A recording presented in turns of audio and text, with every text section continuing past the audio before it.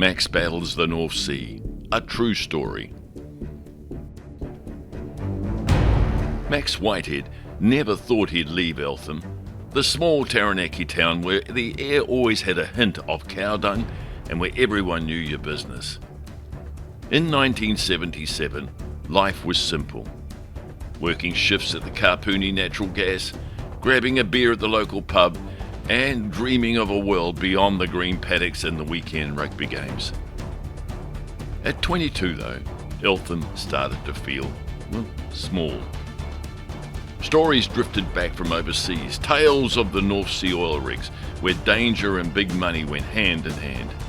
He sold his car and caravan, scrapped together some savings, and bought a one-way ticket to the North Sea, with a stop-off in Los Angeles along the way. LA was a bit of a shock to the system. The city buzzing with life, flashing billboards and people who seemed to be in a hurry. Max checked into the travel lodge and found himself in the bar, trying to play it cool. Boots, denim, and a bit of the Clint Eastwood swagger. And there she was. She slid into the stool next to him's, lips painted in a deep, impossible red. Her perfume was thick, intoxicating. "Hey, handsome," she purred, her American accent straight out of the movies. Max was stunned. Back home, flirting was more awkward, glances across the pub. But this was new and exciting, and maybe, just maybe, a little too good to be true.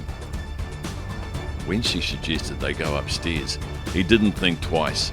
This was going to be a story for the lads back home. But the moment the door shut, things shifted. She moved fast, too fast, lips pressed against his, red lipstick smudged all across his mouth, and then something strange happened. Her Farrell Fawcett wig slipped off. Max froze. Suddenly, the sultry smile faded. The whole thing was off. His heart was pounding. Was he about to be scammed, mugged? He wasn't waiting to find out. He muttered something about an early flight and ushered her out the door. As he locked the door behind her, he took a deep breath, searched for his duty-free rum, and said, "Welcome to LA, Max. Lesson learned." Tomorrow, he'd be on the plane to London. London was just another pit stop before heading north to Aberdeen, Scotland, the getaway to the North Sea oil fields. Aberdeen was full of men like Max, young, hungry, chasing a fortune. He found himself at the Star and Garter, a pub packed with offshore workers, swapping tales of monster waves and near-death experiences. The more pints they had, the bigger the stories got. At first, Max hung on every word, but then he noticed something. Some of these guys never seemed to leave the bar. They were always heading offshore next week, except next week never came. They weren't oil men, they were just talkers. Max wasn't about to become one of them. The next morning, he put on a clean shirt, shaved, and started knocking on doors. By that afternoon, his persistence had paid off. A French drilling company needed a ballast operator for their semi-submersible rig, the 4X Neptune. The job was his. For a boy from Eltham who'd never been in a helicopter, the flight to the rig was equal parts thrilling and terrifying. As they soared over the sea, oil rigs dotted the horizon, massive steel giants towering over the waves. Landing on the 4X Neptune, Max stepped onto the deck, taking it all in. 5 massive legs plunged into the ocean, the huge platform a floating city, and he was in charge of keeping it balanced. Max's job was to control the ballast, the seawater that kept the rig steady. A mistake could be disaster. On calm days, the rig swayed gently. But in a storm, the North Sea turned savage. Waves as high as 60 metres crashed against the platform. The rig groaned under the pressure. Max stayed locked in the control room, eyes glued to the gauges, shifting ballast water, trying to keep the platform stable. Every storm felt like a battle, and every time Max won. One night, the rig was set to be moved to Norwegian waters. The captain, a gruff Frenchman, barked orders before retreating to his cabin for a well-earned sleep. But something went wrong. A shudder ran through the rig. Max glanced at the levels. The platform wasn't correcting. It was tilting badly. The men on the deck rushed into the control room. A deadly silence filled the room. 10 degrees was the limit. Any more and the rig would tip, sending everyone into the freezing North Sea. 2 minutes in that water and you were dead.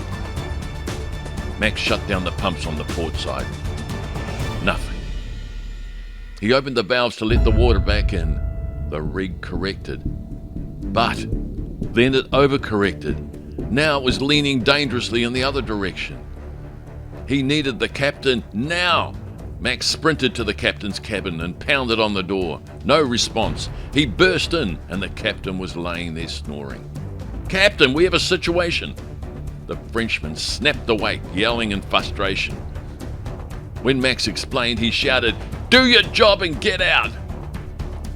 Max clenched his jaw and left.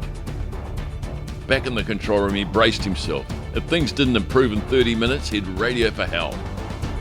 Then suddenly, the door slammed open. The captain, now awake, was furious. "What have you done?" he bellowed.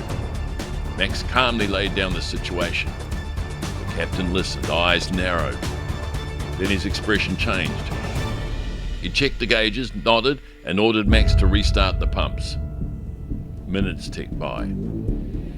Slowly the rig corrected. Disaster avoided.